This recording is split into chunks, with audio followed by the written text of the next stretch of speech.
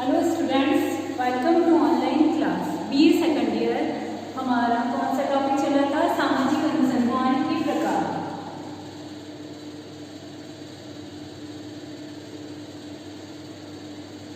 सामाजिक अनुसंधान के प्रकार। सामाजिक अनुसंधान के विभिन्न प्रकारों के अंतर्गत हमने अब तक सबसे पहला जो सामाजिक अनुसंधान या सामाजिक शोध के जिस प्रकार का अध्ययन किया है स्टूडेंट्स, वो कौन सा था? अन्वेषणात्मक अथवा निरूपणात्मक शोध। दूसरी जो शोध जिसका हम अध्ययन कर चुके हैं स्टूडेंट्स, वो है वर्णनात्मक शोध। आज जिस सामाजिक शोध का हम अध्ययन करने के लिए जा रहे हैं वो है परीक्षणात्मक अथवा प्रयोगात्मक शोध।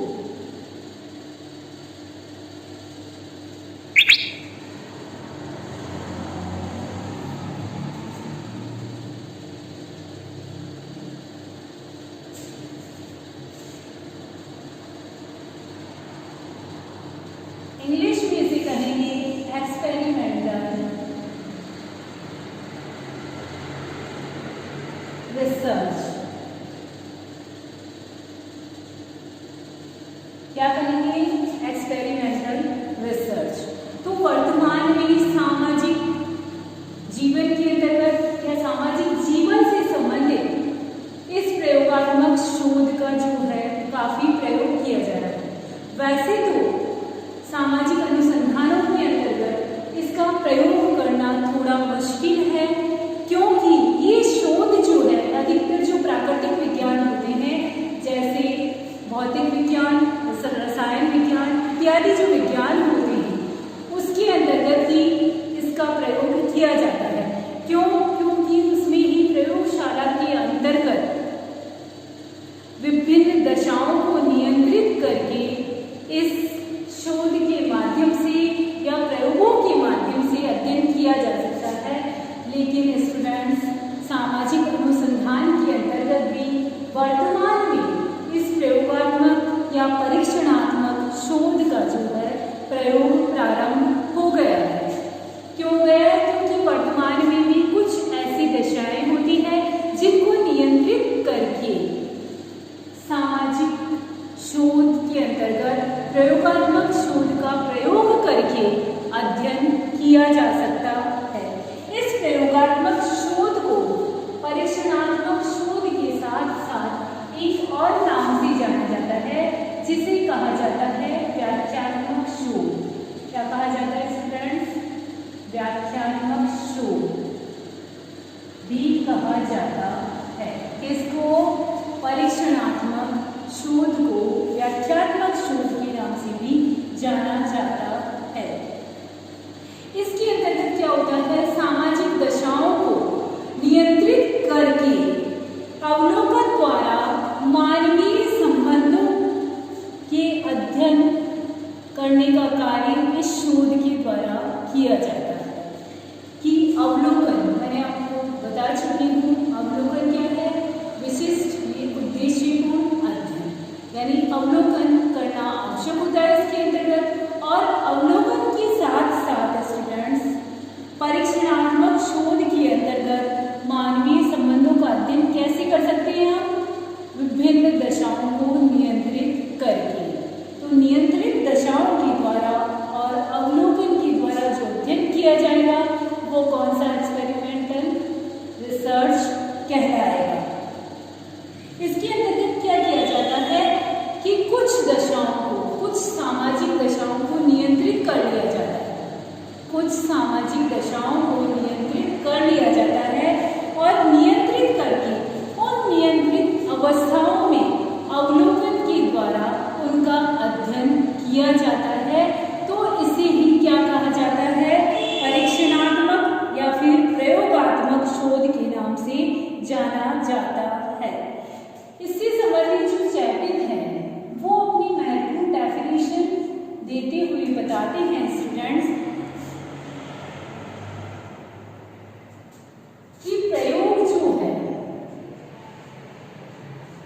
नियंत्रित दशाओं में, प्रयोग क्या है? नियंत्रित दशाओं में वाला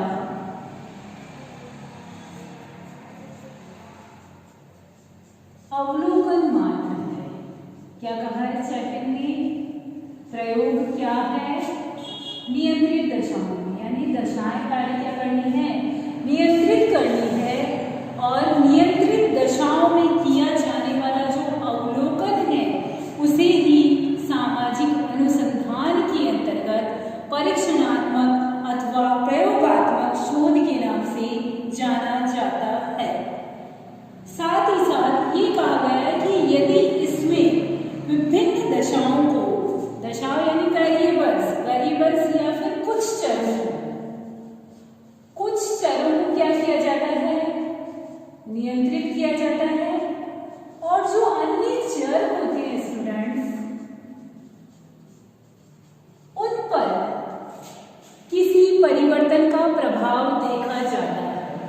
यानी कुछ चरों को सामाजिक अनुसंधान के अंतर्गत तो ये करना होगा, क्योंकि हमारे पास कोई प्रयोगशाला नहीं है। प्रयोगशाला हमारी कौन सी है? हमारा समाज है, और हमारा समाज प्रयोगशाला है।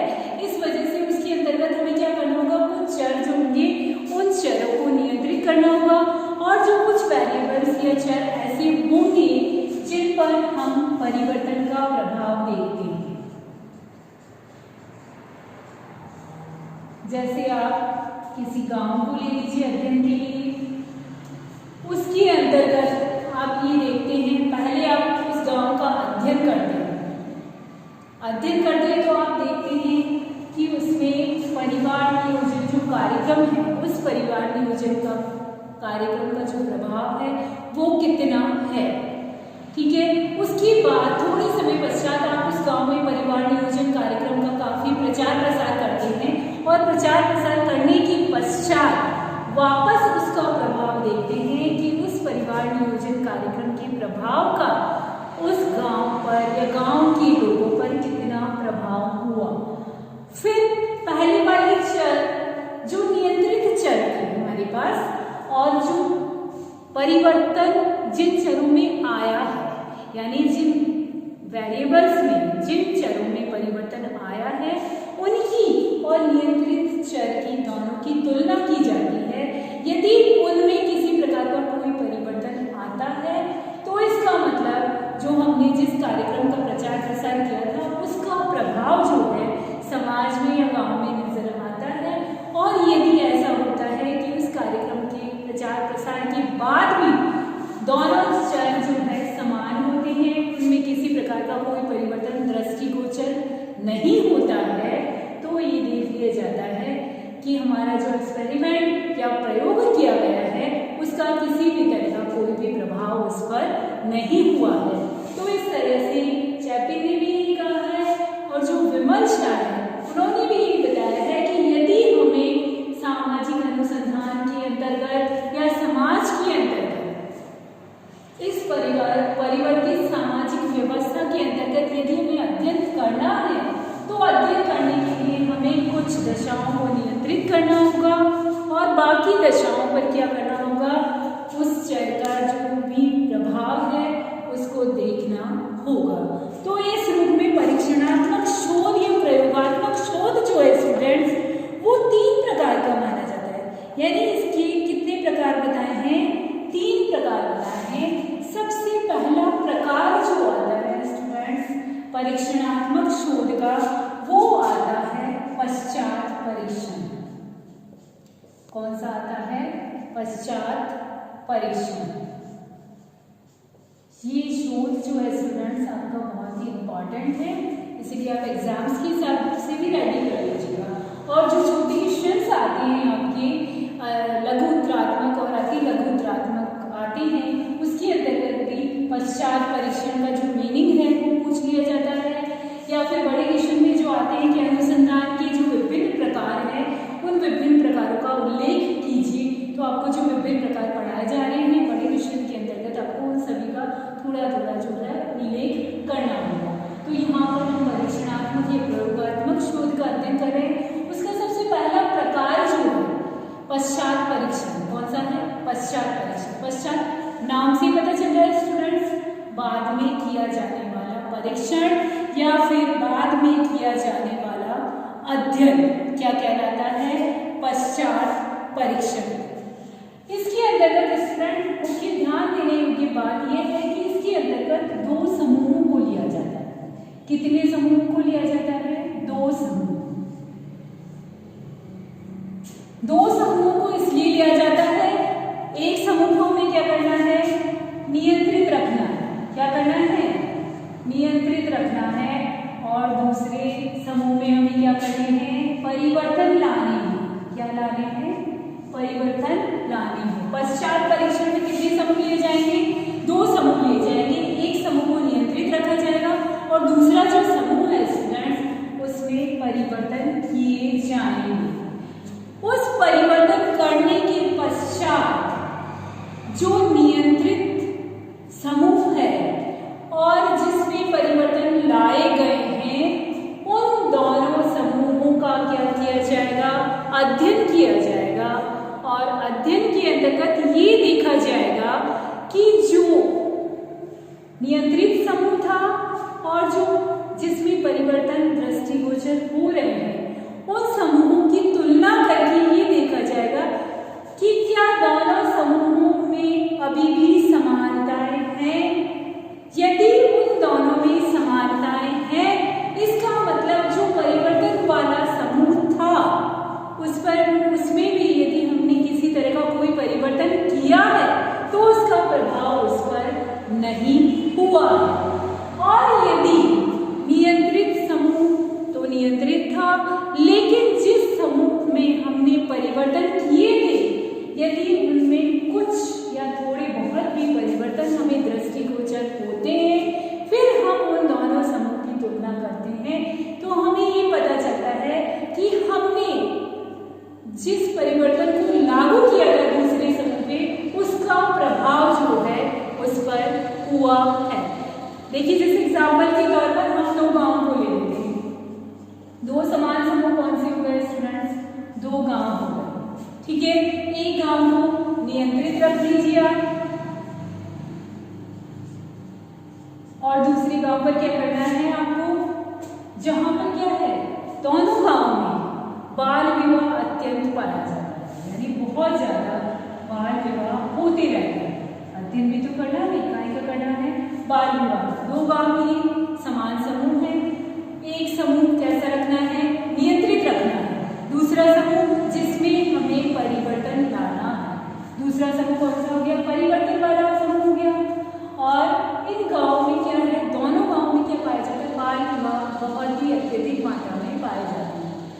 कुछ समय बाद हम एक गांव जो नियंत्रित था वो तो अभी नियंत्रित है, लेकिन जिस दूसरे गांव में हमने परिवर्तन लाया था यानी वहां क्या करेंगे? हम बाल विवाह के विरुद्ध प्रचार प्रसार करेंगे और उसके पश्चात हम उन दोनों गांवों का अध्ययन करते हैं तो हम देखते हैं कि यदि दोनों गांवों में किसी भी तरह का कोई भी परिवर्तन नहीं आया, नियंत्रित वाले में और परिवर्तन वाले में परिवर्तन नहीं आया, इसका मतलब हमने जिस कार्यक्रम का जिस परिवर्तन का प्रचार प्रसार किया था उसका कोई भी प्रभाव जो है उस गांव पर नहीं हुआ है। लेकिन यदि हमारी परिवर्तन की वजह से यानी बाल विवाह के विरुद्ध प्रचार प्रसार करने से यदि दूसरे गांव में परिवर्तन वाले गांव में किसी तरह का कोई परिवर्तन आ जाता है तो इससे हम कह सकते हैं कि हमारा जो परीक्षण किया गया था वो कैसा हो? सक्सेस हुआ और वो परिवर्तन हमें जो है उन दोनों गांवों की तुलना करने पर अपने आप दिखाई देता है। एक्सपेरिमेंटल रिसर्च जो है स्टूडेंट्स उसका जो दूसरा प्रकार आता है वो आता है पूर्व पश्चात परीक्षण। कौन सा आता है स्टूडेंट्स? पूर्व पश्चात परीक्षण। पहला कौन सा था? पश्चात परीक्षण। दूसरा कौन सा है? पूर्व पश्चात परीक्षण। पश्चात का मतलब क्या हो गया? बाद में परीक्षण करना है, लेकिन पूर्व और पश्चात इसमें 2 चीजें हैं अपने पास। पूर्व यानी पहले और पश्चात यानी बाद। अब स्टूडेंट पश्चात परीक्षण के अंतर्गत हमने क्या किया था? पश्चात परीक्षण के अंतर्गत हमने 2 समूह लिए थे। ओके, कितने समूह लिए थे? 2। एक को नियंत्रित रखा था, दूसरे में परिवर्तन किया था। लेकिन यहाँ पूर्व पश्चात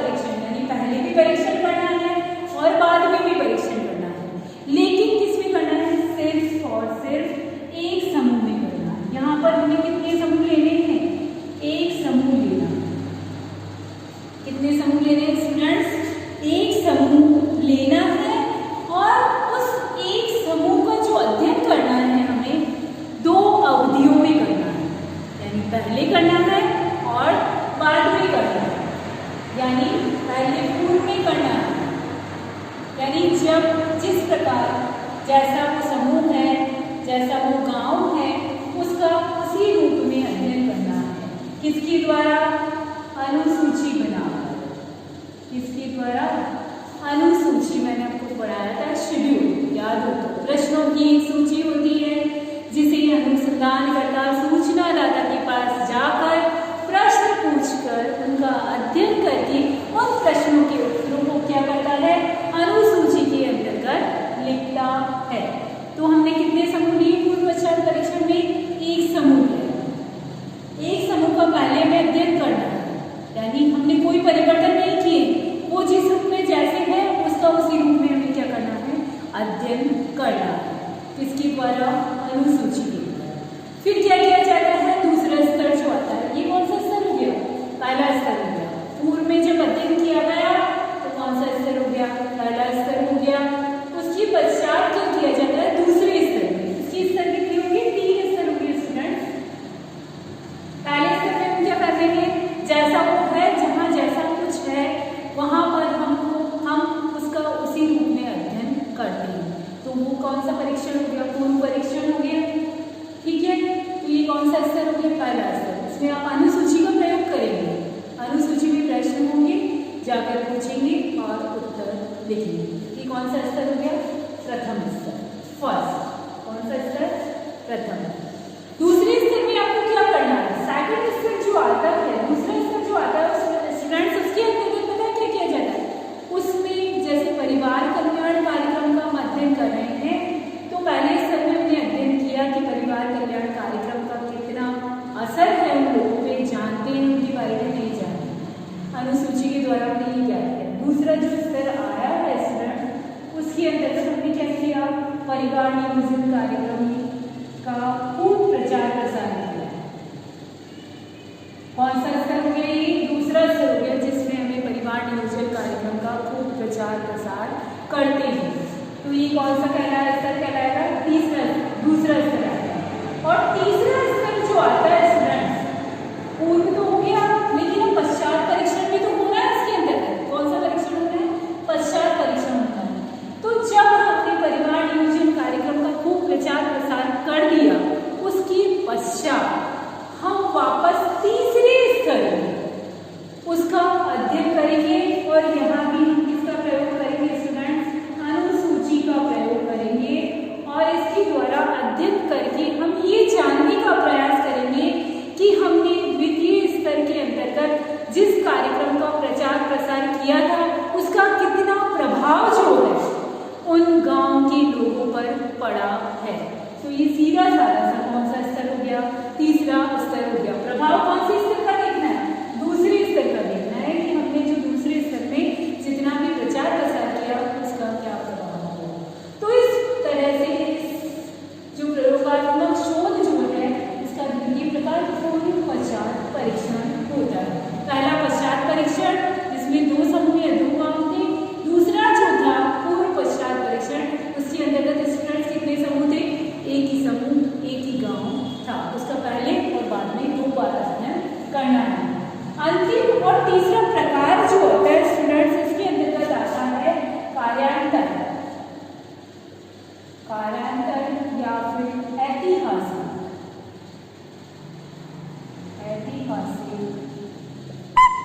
परीक्षण या तथ्य परीक्षण। तीसरा कौन सा है? कार्यांतर या फिर ऐतिहासिक तथ्य परीक्षण।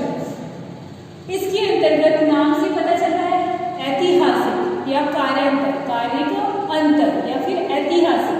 ऐतिहासिक का मतलब क्या हुआ स्टूडेंट?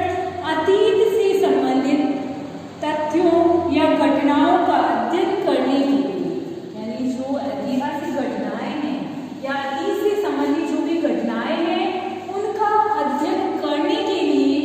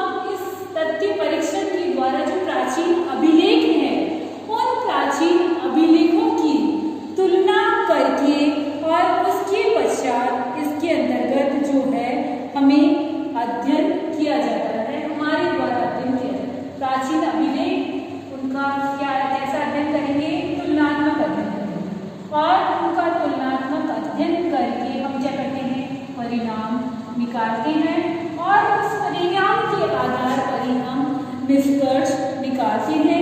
तो इसके अंतर्गत क्या होता है, पुरानी परिस्थितियां जहां रिपीट नहीं हो सकती है वहां पर तुलनात्मक अध्ययन के द्वारा उस घटना के घटित होने को अध्ययन करके उसको हम शोध के रूप में प्रयोग कर सकते हैं। इस विधि के लिए हम एक जो अध्ययन करते हैं, एग्जाम्पल जो लेते हैं स्टूडेंट्स, वो हम अनुसूचित जातियों का ले सकते हैं। किन जातियों का? अनुसूचित जाति। अनुसूचित जाति जो है उसमें बहुत ही जो अनेक कल्याण कार्यक्रम होते हैं, उन कल्याण कार्यक्रमों का प्रचार प्रसार किया जाता है